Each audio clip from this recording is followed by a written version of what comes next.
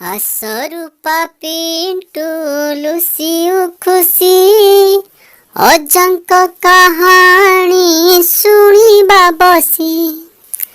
କାହାଣୀ ପେଡ଼ିର କେତେ ଯେ କଥା ଜାଣିଲେ ହୋଇବା ଜଗତ ଜିତା।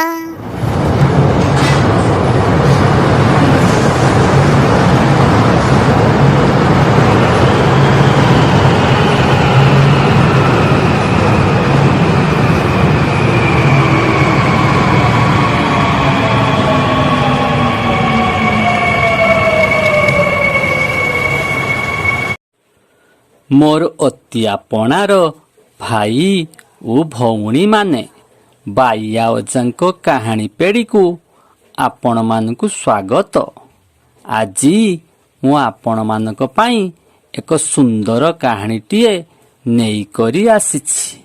କାହାଣୀଟିର ନାମ ହେଲା କଷ୍ଟ କଲେ କୃଷ୍ଣ ମିଳେ। ଆପଣମାନଙ୍କୁ ମୋର ବିଶେଷ ଅନୁରୋଧ, ଆପଣମାନେ କାହାଣୀଟିକୁ ଆରମ୍ଭରୁ ଶେଷ ଯାଏ ଦେଖନ୍ତୁ। ଆଉ ଭଲ ଲାଗିଲେ ଲାଇକ୍ କରନ୍ତୁ, ସେୟାର କରନ୍ତୁ ଆଉ କମେଣ୍ଟ ବି କରନ୍ତୁ। ଯେଉଁମାନେ ମୋ ଚ୍ୟାନେଲଟିକୁ ସବସ୍କ୍ରାଇବ୍ କରିନାହାନ୍ତି, ଦୟାକରି ସବସ୍କ୍ରାଇବ୍ କରି ପାଖରେ ଥିବା ବେଲ୍ ଆଇକନ୍ଟିକୁ ଦବେଇ ଦିଅନ୍ତୁ, ଯାହାଫଳରେ ଆପଣମାନେ ଏହିଭଳି ସୁନ୍ଦର ସୁନ୍ଦର କାହାଣୀ ସବୁବେଳେ ଶୁଣିପାରିବେ। ମଦନପୁର ବୋଲି ଗୋଟିଏ ଗାଁ ଥିଲା। ସେଇ ଗାଁରେ ବାଙ୍ଗୁରୁ ଓ ଟୁଙ୍ଗୁରୁ ନାମରେ ଦୁଇ ଘନିଷ୍ଠ ବନ୍ଧୁ ରହୁଥିଲେ। ବାଙ୍ଗୁରୁ ଖୁବ୍ ପରିଶ୍ରମୀ ଥିଲା। ସେ ଦିନରାତି ପରିଶ୍ରମ କରି ନିଜର ଗୁଜରାଣ ମେଣ୍ଟାଉଥିଲା। ତାର ବାହୁବଳ ଉପରେ ତାର ପ୍ରଗାଢ଼ ବିଶ୍ୱାସ ଥିଲା। ହେଲେ ଟୁଙ୍ଗୁରୁ ଭାରି ଧାର୍ମିକ ଓ ଈଶ୍ୱର ବିଶ୍ୱାସୀ ଥିଲା। ଦିନରାତି ସେ ଭଗବାନଙ୍କର ସେବା କରୁଥିଲା। ସେ ଭାବୁଥିଲା ଭଗବାନ ସନ୍ତୁଷ୍ଟ ହେଲେ ସେ ସବୁ କିଛି ପାଇପାରିବ। ଭାଗ୍ୟ ଓ ଭଗବାନ ଉପରେ ତାର ପ୍ରଗାଢ଼ ବିଶ୍ୱାସ ଥିଲା। ଥରେ ଦୁଇ ଜଣ ମିଶି ଖଣ୍ଡିଏ ଚାଷ ଜମି କିଣିଲେ ଓ ସେଥିରେ ବିହନ ବୁଣିଲେ। ବାଙ୍ଗୁରୁ ଜମିରେ ଖୁବ୍ ପରିଶ୍ରମ କରେ। ଚାଷ ଜମିରେ ପାଣି ମଡ଼େଇବା ଠାରୁ ଆରମ୍ଭ କରି କୀଟନାଶକ ଛିଞ୍ଚିବା, ସାର ଦେବା ସବୁ କାମ ବାଙ୍ଗୁରୁ ହିଁ କରୁଥିଲା। ଦିନରାତି ସେ ଜମିରେ ପରିଶ୍ରମ କରୁଥିଲା। ହେଲେ ଟୁଙ୍ଗୁରୁ ଆଦୌ ଜମିକୁ ନ ଯାଇ ଗାଁ ଠାକୁରାଣୀଙ୍କ ପାଖରେ ପ୍ରତିଦିନ ଯାଇ ପ୍ରାର୍ଥନା କରୁଥିଲା। ମା ଲୋ, ମୋ ଦୁଃଖ ଶୁଣିଲ ମା, ମୋ ଡାକ ଶୁଣିଲ ମା, ଆମ ଚାଷ ଭଲ ହଉଲ ମା, ତତେ ବାରହାତି ଶାଢ଼ୀ ଦେବିଲ ମା, ତତେ ପୂଜା ଦେବିଲ ମା, ଫୁଲ ଦେବିଲ ମା, ଆମ ଚାଷ ଏଥର ଭଲ ହଉଲ ମା, ମୋ ଦୁଃଖ ଶୁଣିଲ ମା, ମୋ ଦୁଃଖ ଶୁଣୁ। ଏହିଭଳି ପ୍ରତିଦିନ ଗାଁ ଠାକୁରାଣୀଙ୍କ ପାଖରେ ଯାଇ ଚାଷ ଭଲ ହେବା ପାଇଁ ପ୍ରାର୍ଥନା କରୁଥିଲା, ଗୁହାରି କରୁଥିଲା। କିଛି ଦିନ ପରେ ଫସଲ ପାଚିଲା ଏବଂ ସେମାନେ ତାକୁ ଅମଳ କରି ଘରକୁ ଆଣିଲେ। ଘରକୁ ଆଣିଲା ପରେ ଶସ୍ୟ ଭାଗବଣ୍ଟାକୁ ନେଇ ସେମାନଙ୍କ ଭିତରେ ଝଗଡ଼ା ଓ ବିତର୍କ ହେଲା। ବାଙ୍ଗୁରୁ କହିଲା,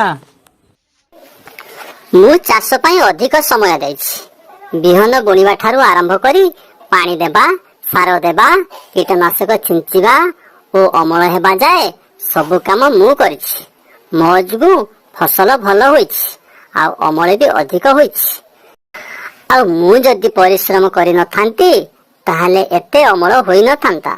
ତେଣୁ ଶସ୍ୟର ସିଂହଭାଗ ମୁଁ ନେବି। ହେଲେ ଟୁଙ୍ଗୁରୁ କହିଲା,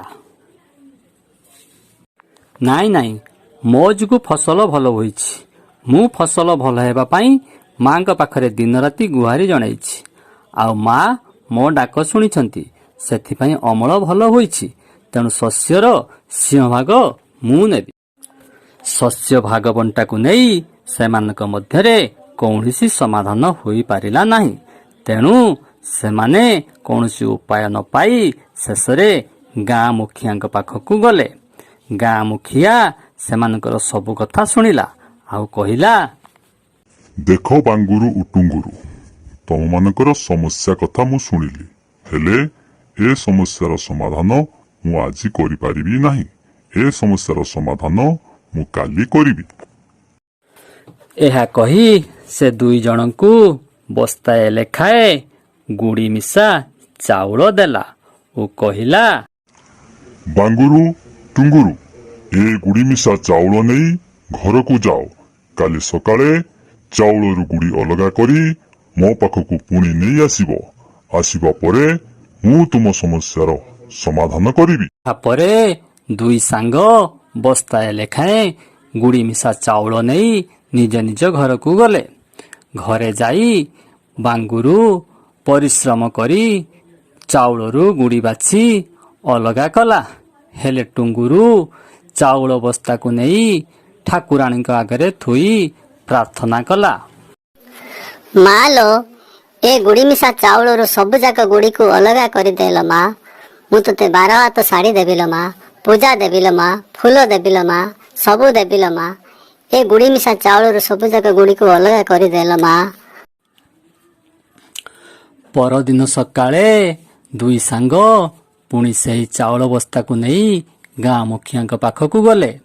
ଗାଁ ମୁଖିଆଙ୍କ ଆଗରେ ଚାଉଳ ବସ୍ତାକୁ ଥୋଇ ଦେଇ ବାଙ୍ଗୁରୁ କହିଲା, ଦେଖ ମହାଜନେ, ମୁଁ କାଲି ରାତି ସାରା ଅନିଦ୍ରା ହୋଇ ସବୁ ଯାକ ଚାଉଳରୁ ଗୁଡ଼ିକୁ ଅଲଗା କରିଦେଇଛି। ଗୋଟିଏ ହେଲେ ବି ଗୁଡ଼ି ଆଉ ସେ ଚାଉଳରେ ନାହିଁ। ଟୁଙ୍ଗୁରୁ କହିଲା, ମହାଜନେ, ଚାଉଳରୁ ଗୁଡ଼ି ସବୁ ଅଲଗା କରିବା ପାଇଁ ମୁଁ କାଲି ରାତି ସାରା ମାଙ୍କ ପାଖରେ ଅଧିଆ ପଡ଼ିଥିଲି। ମାଙ୍କୁ ମୋ ଗୁହାରି ଶୁଣେଇଥିଲି। ତେଣୁ ମା ମୋ ଗୁହାରି ନିଶ୍ଚୟ ଶୁଣିଥିବେ। ଚାଉଳରୁ ସବୁ ଯାକ ଗୁଡ଼ି ଅଲଗା ହୋଇଯାଇଥିବ। ତେଣୁ ଶସ୍ୟର ସିଂହଭାଗ ମୁଁ ପାଇବା ନିଶ୍ଚିତ। ଏହାପରେ ଗାଁ ମୁଖିଆ ଦୁଇ ଜଣଙ୍କର ବସ୍ତା ଖୋଲି ଦେଖିଲେ। ସେ ଦେଖିବାକୁ ପାଇଲେ ଯେ ବାଙ୍ଗୁରୁ ଚାଉଳରୁ ସମସ୍ତ ଗୁଡ଼ିଯାକ ଅଲଗା କରିଦେଇଛି। ହେଲେ ଟୁଙ୍ଗୁରୁର ଚାଉଳ ବସ୍ତାରେ ଆଗରୁ ଯେମିତି ଗୁଡ଼ି ଥିଲା ସବୁ ଯାକ ଗୁଡ଼ି ସେମିତି ମିଶିକରି ରହିଛି। ଏହାପରେ ଗାଁ ମୁଖିଆ କହିଲେ, ଦେଖ ଟୁଙ୍ଗୁରୁ, ମୁଁ ତମ ଦୁଇ ଜଣଙ୍କୁ ସମାନ କାମ ଦେଇଥିଲି, କିନ୍ତୁ ବାଙ୍ଗୁରୁ ପରିଶ୍ରମ କରି ସେ କାମଟିକୁ ସହଜରେ କରିପାରିଛି।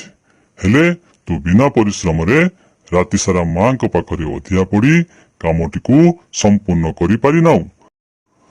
ତେଣୁ ମନେ ରଖ, ବିନା ପରିଶ୍ରମରେ କେବଳ ଭଗବାନଙ୍କ ଉପରେ ଭରସା କଲେ କୌଣସି ସୁଫଳ ମିଳେ ନାହିଁ କି କୌଣସି କାର୍ଯ୍ୟରେ ସଫଳତା ମିଳେ ନାହିଁ। ତେଣୁ ଭଗବାନଙ୍କୁ ପାଇବାକୁ ହେଲେ ତୋତେ ପରିଶ୍ରମ କରିବାକୁ ପଡ଼ିବ। ପରିଶ୍ରମ କଲେ ସବୁ କିଛି ସଫଳତା ଆପେ ଆପେ ହାତରେ ଧରା ଦିଏ। କଥାରେ ଅଛି, କଷ୍ଟ କଲେ କୃଷ୍ଣ ମିଳେ। କେବଳ ଭଗବାନଙ୍କ ଉପରେ ସବୁ କିଛି ଛାଡ଼ି ଦେଇ ଚୁପଚାପ ବସିଗଲେ କୌଣସି ସଫଳତା ଆମକୁ ମିଳେ ନାହିଁ। ତେଣୁ ପରିଶ୍ରମ ହିଁ ସମସ୍ତ ସଫଳତାର ଚାବିକାଠି। ତେଣୁ ଏଥର କହ, ଶସ୍ୟର ସିଂହଭାଗ କିଏ ପାଇବ? ତୁ ପାଇବୁ ନା ବାଙ୍ଗୁରୁ ପାଇବ? ମୁଁ ଏଥର ବୁଝିପାରିଲି ମହାଜନେ, ବିନା ପରିଶ୍ରମରେ କେବଳ ଭଗବାନଙ୍କୁ ଡାକିଲେ କିଛି ବି ସଫଳତା ମିଳେ ନାହିଁ। ତେଣୁ ଶସ୍ୟର ସିଂହଭାଗ ବାଙ୍ଗୁରୁ ହିଁ ନେବ।